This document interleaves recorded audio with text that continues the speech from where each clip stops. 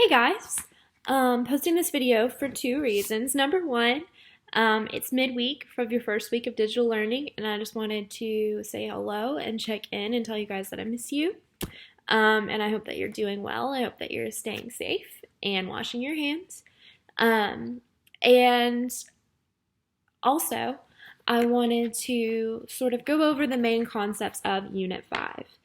That was your assignment for today. So far this week, on Monday, you had your Abraham Lincoln speech analysis, going over the Gettysburg Address, and then also his second inaugural address, which the Gettysburg Address is probably one of the most famous speeches this country knows. And then the second inaugural address gives you great insight to the kind of president and kind of country Abraham Lincoln wanted to be. And then on Tuesday, so yesterday, you guys did the Reconstruction crash course. And I actually really love that crash course. I think it gives a really full picture of what everything was about. Heard a little bit about, presidential Reconstruction and congressional Reconstruction. Andrew Johnson, he's a character. And then about the Freedmen's Bureau and whatnot. So I'm going to pick up right there because today you were supposed to go over this Unit 5 Key Idea Standard Review. And then you also had some questions. And I'm not going to go over the questions themselves. I just want to review. This unit was huge, absolutely huge. And I hate that we couldn't finish it in the classroom, but I think this reading gives a really full picture of what it was supposed to be. And again, this is a really key unit to American history. It covers a lot of ground. So starting with Manifest Destiny, way back when we did the Blues Clues thing, and we hopped into the photo of the angel on the plane, Manifest Destiny. This idea that America is destined to extend from sea to shining sea. And I think that's a really profound idea, because what it means is no matter who's in the way, no matter who's already there, no matter what we have to do to get it, by God, we are going to extend our country from sea to shining sea. And we did that, all right, largely under the presidency of James K. Polk, whom people don't really talk about. He was just a one-term president, but he made great strides for our country, remarkable strides in just 4 years. So he himself organized the annexation of Texas, which Texas, y'all know, remember the Alamo? Texas won its independence from Mexico and was its own independent nation for a little while until it approached the U.S. about wanting to be a part of the Union, wanting to be a part of our country, raising the question of, is this going to be free or slave territory? And you're going to hear that question a lot. But James K. Polk ultimately did decide to annex Texas and bring it into the United States. And he's also going to bring in Oregon with the 54-40-year fight. I can't remember if we talked about that in class or not, but it's this idea that the British are occupying half of Oregon and we're occupying the other half. But we are going to extend our territory to the 54-40 latitude, or we will go to war with Britain. And ultimately, Britain decided that after 2 defeats in a row, they didn't want to fight us again. So they gave up Oregon without much of a fight. So we get all this territory, right? And the question becomes, what are we going to do with it? So starting off with the Missouri Compromise, what is decided, and this is largely negotiated by Henry Clay, Missouri wants to come in as a slave state. But that would throw off the balance of the half and half in Congress, of half free states, half slave states. And as you guys know, we talked about this in class, the balance is very important, all right? If one gets ahead of the other,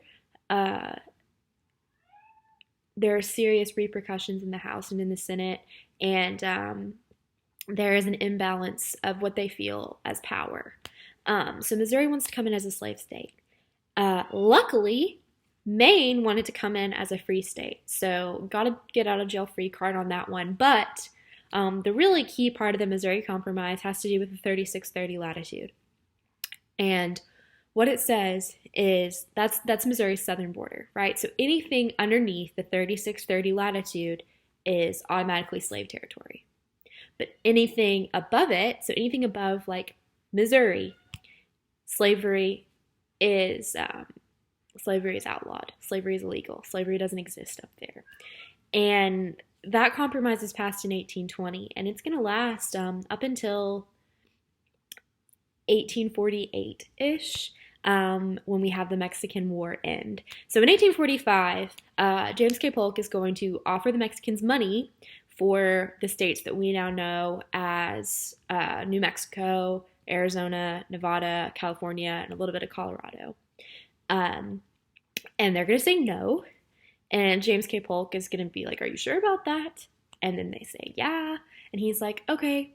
And he sends General Zachary Taylor down there to pick a fight. And he starts the Mexican-American War. We win it really quickly. In 1846, the war begins. Guadalupe Hidalgo is organized around 1848, and that's my favorite treaty of all time, simply because it's really fun to say. The Treaty of Guadalupe Hidalgo gives us effectively the Mexican cession, where the Mexicans give up all of the land that they refused to sell us before. Okay? But then the question becomes, we have all this land, what are we going to do with it? How are we going to organize whether this is slave or free? And thus we have the Compromise of 1850. It all begins with California. Now, if you remember, the Missouri Compromise states that anything below the 3630 latitude is slave territory. Well, most of California is underneath the 3630 latitude, but California would like to come in as a free state. All free. No slaves.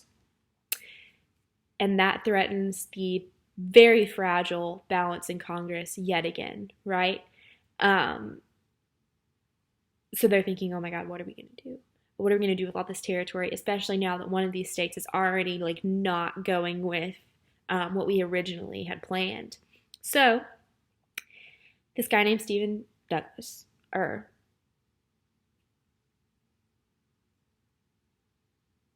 anyway, sorry, I forgot where I was at. Anyway, Compromise of 1850. Okay, so this is how this is organized. Number one, okay, fine. California can come in as a free state, but Utah and New Mexico get to operate under what we call popular sovereignty.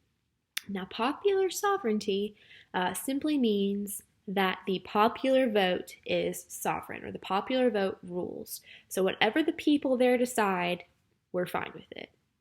That's what popular sovereignty is. Congress isn't going to determine that. We're going to let those people determine it. Number three, Texas's official boundaries are set. This is kind of like a lesser part of that compromise for us. That's not really what we're concerned with. We're super concerned with the other two parts of this. Number one, the slave trade is going to be abolished in Washington, D.C. Now, you may be thinking, okay, that's just one place. Yes, but it is the capital of our country. So what a statement that is to say, in our capital, we will not allow the slave trade. Now, that does not mean that slavery is not okay there, because there are still slaves there. We're just not going to trade them anymore. We're not going to set them up for auction. And then finally, the Fugitive Slave Act is really strengthened and put into place. And what the Fugitive Slave Act is this law and mandate that you guys have heard of the Underground Railroad. You know that slaves who do run away are trying to escape to the north, and that used to be enough. But under the Fugitive Slave Act now, if a slave escapes to the north and a Northman or woman spots this slave, they are legally obligated to return him or her to their former master, to that place in the South, wherever that is. And Northerners don't like this very much. Number one, and I have to be honest, it's not really because they are not racist, because they are. They're not viewing African Americans as equals at this point. Honestly, they're just not, which is horrible but true. It's more so like, you know what? This really isn't my job. Like, don't we do enough for you guys? I really don't feel like it's my responsibility to go out of my way to return your property to you, or I'm going to get thrown in jail or be fined. I really don't feel like that's fair because slavery doesn't really matter to me. I don't really do it here. I don't really care about your slaves. And now they're being forced to get involved and to care, and they don't love that very much. The next major stepping stone towards the Civil War is Bleeding Kansas, the Kansas-Nebraska Act. Stephen Douglas, again, is coming on the scene, and he is the popular sovereignty guy. All right, he thinks that everything in terms of pro-slave or pro-free soil should be decided by popular sovereignty. And he also has something in it for him. Number one, if this goes through and Kansas and Nebraska become, states, he can be very successful with real estate purchases there by continuing the building of the Transcontinental Railroad, which is a huge staple of this era, the Transcontinental Railroad. And then also, he totally wants to be president. So if he could organize this, it would look really good on his resume to be president someday. So what the Kansas-Nebraska Act says, it's going to kind of repeal the Missouri Compromise, pretty much. And all settlers in all new territories now have the right to decide for themselves with popular sovereignty whether or not they're going to be slave or free. The issue with that is, number one, there's really no such thing as voter registration or driver's licenses at this point. So they don't know where you're from originally. They don't know how long you've lived. You don't have to establish residency in Kansas and Nebraska for like a super long time in order to make this vote. So both pro-slave and pro-free soilers are going to flood into Kansas to try to influence this vote. And things are going to get messy. John Brown is going to be there. It's going to get crazy. And we'll talk about John Brown in a minute. But this is another place where tensions really do get too high. They surpass that boiling point. The next thing I want to talk about is, I personally think, probably the most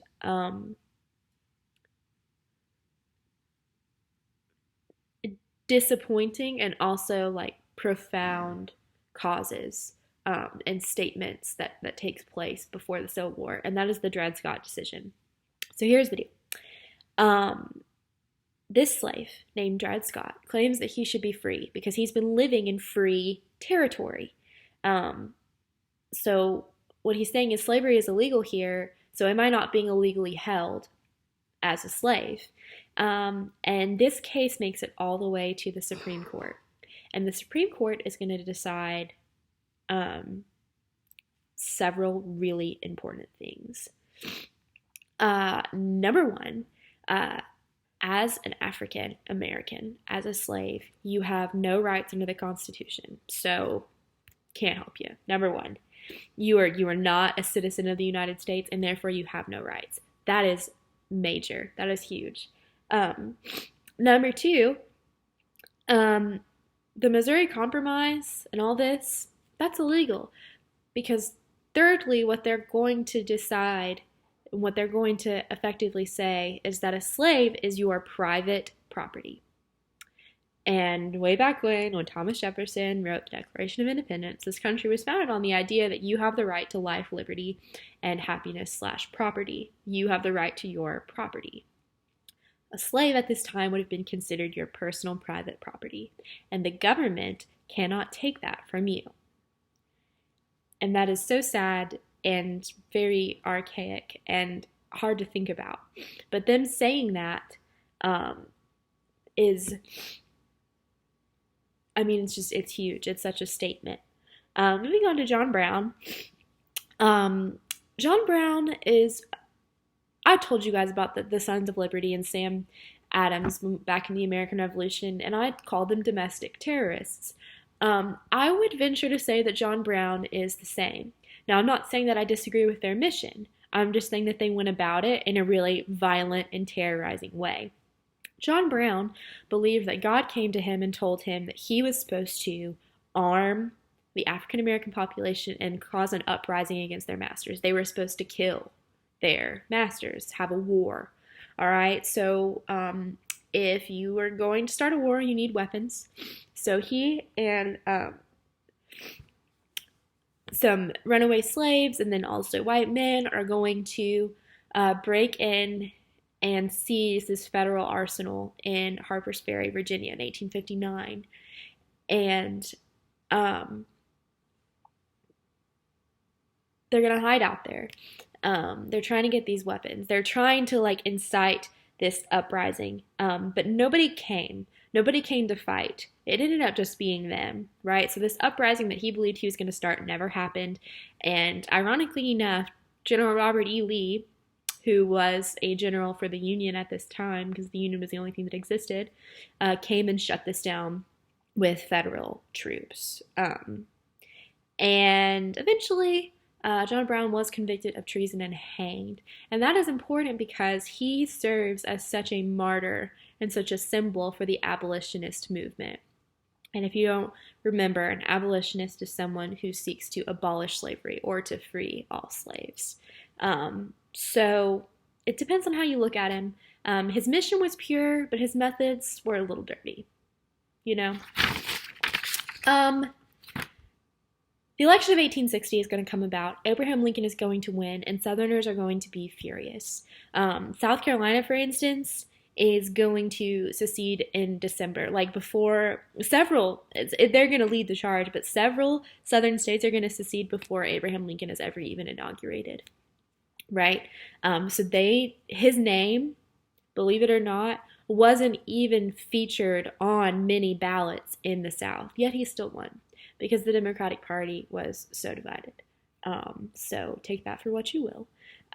But I'm not going to spend a lot of time. The next section here is talking about the Gettysburg Address and his second inaugural address. You guys just did that. I'm not going to spend a lot of time with that. I'm going to jump down to the comparison of the North and the South. This was a project that we did that you guys organized. You did a wonderful job.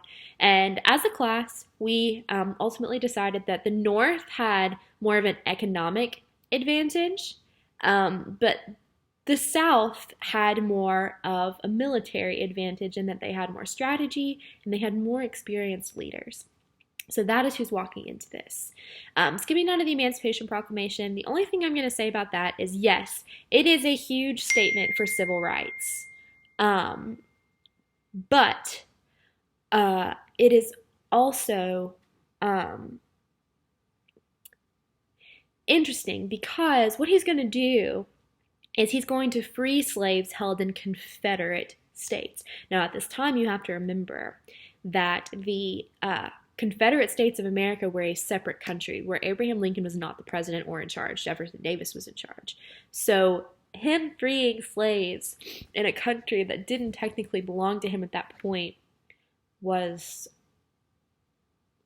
largely ineffective. So while it was a statement, it's not like he was freeing any slaves held in territory that he controlled. And guys, I'm going to have to start a part 2 of this video because I'm running out of time. So stay tuned.